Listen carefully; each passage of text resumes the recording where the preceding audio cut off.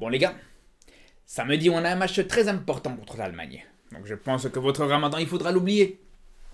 Quoi, c'est obligé? Non, je pense que le ramadan c'est pas obligé. D'ailleurs j'ai un ami qui connaît très bien la question. Oui c'est vrai, les ramadans c'est pas obligé quand tu joues dans l'équipe de France. Moi j'ai dit toujours France Akbar. Et ça c'est très important, c'est même plus important que le ramadan. Bon bah Antoine, je te laisse distribuer à tes coéquipiers ces petites tranches de jambon. Et ouais les gars, là je pense vraiment, là on a atteint le fond. Vraiment je pense qu'on peut pas faire plus ridicule que ça. Je pense qu'on peut pas faire aussi grave et aussi humiliant que ça envers les musulmans. Là c'est vraiment un niveau mais inimaginable. Parce que déjà, quand on avait entendu justement que la Fédération française et la LFP, ils ont interdit justement la rupture du jeûne pendant les matchs, déjà ça nous avait choqué. Déjà ça, on s'est dit, quand même c'est abusé. Partout en Europe, partout dans le monde, tous les joueurs du monde entier, j'avais même dit même en prison, les musulmans ils ont droit à une rupture de jeûne plus correcte. Donc là c'était déjà grave. C'était déjà grave de se dire que là, les joueurs musulmans qui sont sur le terrain en Ligue 1 et qui sont en état de jeûne pendant qu'ils jouent leur match, ils doivent se cacher pour rompre leur jeûne. Ils doivent rompre leur jeûne en cachette. Déjà là, c'est abusé. Déjà là, on se dit que c'est grave. Mais bon, allez, pourquoi pas. On peut dire, c'est vrai qu'à la base, il n'y a pas forcément une règle qui t'oblige à mettre une petite pause pour autoriser les joueurs musulmans à rompre leur jeûne. Ça, c'est quelque chose que tu fais, on va dire, pour faire plaisir aux joueurs musulmans. C'est quelque chose que tu peux faire. Tu perds absolument rien en le faisant. Tu peux tout à fait te permettre de le faire. Mais bon, on va dire, allez, ça va. T'es pas obligé de le faire. Parce que c'est vrai qu'au final, même si pour moi, je pense que le fait de boire une gorgée d'eau et peut-être de manger quelques dattes, pour moi, il n'y a rien de religieux, c'est pas un acte religieux. Vu de l'extérieur, si tu sais pas que le joueur il est en train de jeûner ou qu'il est en train de rompre son jeûne, tu vas juste te dire, voilà, il a une petite fringale ou voilà, il veut s'hydrater, comme tout sportif de haut niveau qui fait un sport, tout à fait normalement. Et pas que les sportifs de haut niveau d'ailleurs. Mais bon, on va dire, allez, t'estimes que c'est un acte religieux, je peux tout à fait comprendre qu'en tant qu'acte religieux, tu veux pas que ça a sa place sur les terrains de foot. Voilà, il y en a beaucoup d'ailleurs qui sont venus me reprocher ça sur ma dernière vidéo quand j'ai dit que pour moi, c'était scandaleux de pas faire comme dans les autres pays européens. Je parle pas dans les pays musulmans, je parle de l'Angleterre, de l'Allemagne, tous ces pays-là qui autorisent justement les joueurs à rompre leur jeûne pendant leur match. Je trouvais que c'était dommage qu'en France, on fasse pas la même chose. Mais bon, allez, on va dire qu'ils considéraient que c'était un acte religieux et qu'ils voulaient pas voir ça sur les terrains. Bon, allez, pourquoi pas. Même si c'est vrai qu'on demandait pas forcément de faire une pause de 15 minutes pour prier le tarawih. Mais bon, allez, pourquoi pas. Même si on demandait pas non plus 30 minutes de pause pour que les joueurs ils puissent faire la prière de tarawih. Mais bon, allez, on va dire pourquoi pas. Mais là, quand on entend qu'en équipe de France, dans toutes les catégories, que ce soit chez les A ou chez les jeunes ou chez les féminines, quand t'apprends qu'ils vont interdire aux joueurs de faire le ramadan, c'est pas de manger pendant la rupture du jeûne, c'est pas de faire la prière de groupe. Non, c'est de faire le ramadan tout court. Mais les gars, vous imaginez ou pas? Moi, je me pose juste la question de comment ça va se passer. Comment ils vont déjà savoir si les joueurs ils font le ramadan ou pas? Ils vont leur demander de montrer leur langue. Si leur langue elle est blanche, ils vont leur donner des tranches de jambon pour qu'ils coupent le ramadan.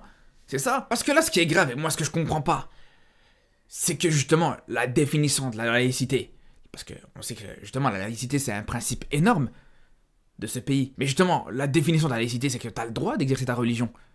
Tant que c'est dans ton coin. Tant que tu l'exposes pas publiquement. Mais là, justement, même ça, t'auras pas le droit de le faire. Même les joueurs musulmans, ils n'auront pas le droit de pratiquer leur religion. Sans même s'exposer. Ça veut dire que le mec, il est là de son côté, il mange pas, il boit pas, il demande rien à personne, et il devra faire semblant de prendre des petites gorgées à chaque fois. Sinon, il va risquer qu'on le mette dans une pièce et qu'il sorte pas, tant qu'il a pas mangé quelque chose ou qu'il a pas bu quelque chose. Moi, c'est comme ça que je vois les choses, les gars. Après, peut-être que je me trompe, mais quand tu dis tu veux interdire le ramadan, ça veut dire vraiment que tu veux obliger les joueurs à manger, à boire contre leur volonté. Et ça, les gars, je vous dis, c'est très grave. En plus, là, ce qui est marrant, c'est que tu vas interdire les joueurs, justement, de faire le ramadan, donc de manger et de boire toute la journée. Et puis au soir, justement, tu vas les interdire de rompre leur jeûne quand c'est l'heure de rompre leur jeûne. Et il est surtout là le problème. Parce qu'encore, de faire semblant de manger, de faire semblant de boire toute la journée, bon, ça reste assez faisable. Mais au soir, quand tu n'auras rien mangé de la journée, quand tu n'auras rien bu, et que tu voudras te prendre ton meilleur plat, les mecs ils auront faim, ils auront soif, mais vas-y pour aller rompre ton jeûne en cachette.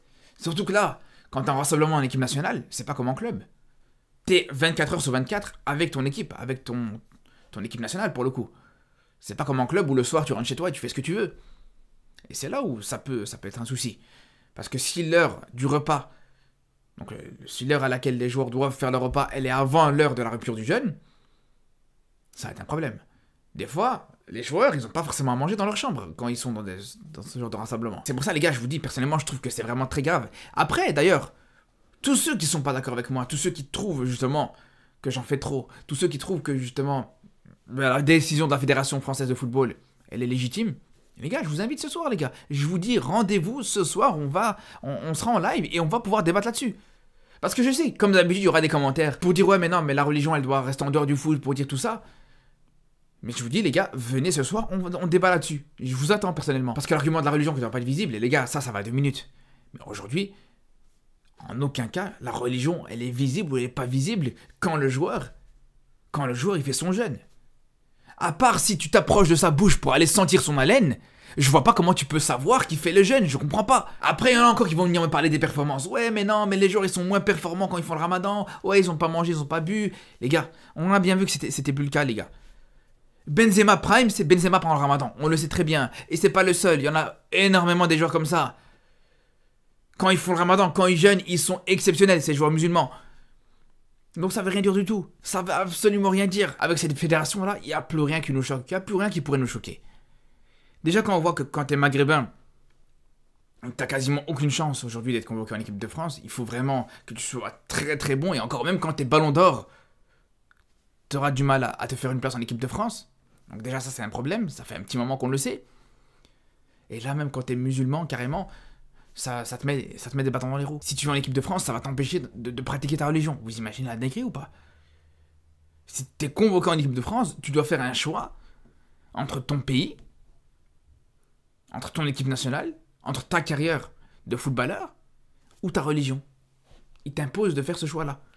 C'est pas une dinguerie. Et le pire, c'est que c'est même pas ça. C'est qu'on sait qu'encore une fois, malgré ça, t'auras encore plein de joueurs maghrébins, de joueurs musulmans, qui voudront jouer pour cette équipe de France. Vous imaginez ou pas, les gars, sérieusement? On sait que déjà, sportivement, c'était pas une décision qui était très intelligente. Parce qu'on sait très bien que en équipe de France, quand t'es maghrébin surtout, c'est toujours très compliqué. Et les exemples, ils parlent pour moi. Entre Benzema, entre Samir Nasri, entre Ben Yedder, Nabil Fekir, bref, il y a énormément d'exemples comme ça, même Aouar. Il y a beaucoup d'exemples comme ça de joueurs qui étaient très bons, mais qui avaient du mal à s'imposer en équipe de France, qui avaient du mal à avoir leur chance, surtout en équipe de France. Donc déjà ça doit te mettre à la puce à l'oreille. Déjà ça, le fait de te dire que tu seras la 15e roue du carrosse si tu joues en équipe de France, déjà ça doit directement te mettre un frein directement. Mais non, malgré ça, t'as encore des joueurs qui vont préférer l'équipe de France, qui vont être utilisés comme des vieilles chaussettes et qui vont être jetés dès qu'ils n'ont plus besoin d'eux. Tout ça, en plus de ça, sans pouvoir pratiquer ta religion correctement. Mais voilà, ça va préférer l'équipe de France. C'est pas une dinguerie ça, sérieusement. C'est pour ça aujourd'hui, je vous dis, un joueur binational qui va préférer jouer avec l'équipe de France que de jouer avec son pays d'origine, il a le droit, c'est son droit, il fait ce qu'il veut. Mais quand juste derrière, il va se rendre compte que voilà, il n'a pas forcément sa chance, que ça lui accorde pas beaucoup d'importance en équipe de France et qu'au final, il va se rappeler qu'il a des origines, je vous le dis les gars, tu peux pas l'accueillir à bras ouverts, je suis désolé. C'est impossible. Le mec, il va préférer se faire manquer de respect, il va préférer se faire mettre des bâtons dans les roues par rapport à sa religion, plutôt que de jouer pour son pays d'origine, et juste derrière, toi tu vas l'accueillir, tu vas le faire jouer comme si de rien n'était. Mais c'est pas possible du tout les gars, je vous le dis. En tout cas voilà, on espère vraiment que les choses elles vont changer.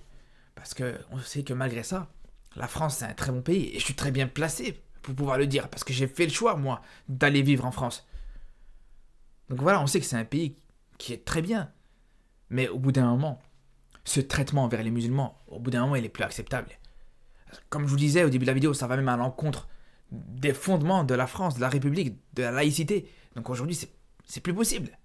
Donc on espère que les choses vont s'améliorer. Bref, on en parlera ce soir. De toute façon, comme je vous dis, je serai en live ce soir à partir de 23h. Donc on se dit à très très vite. Et surtout d'ici là, prenez soin de vous.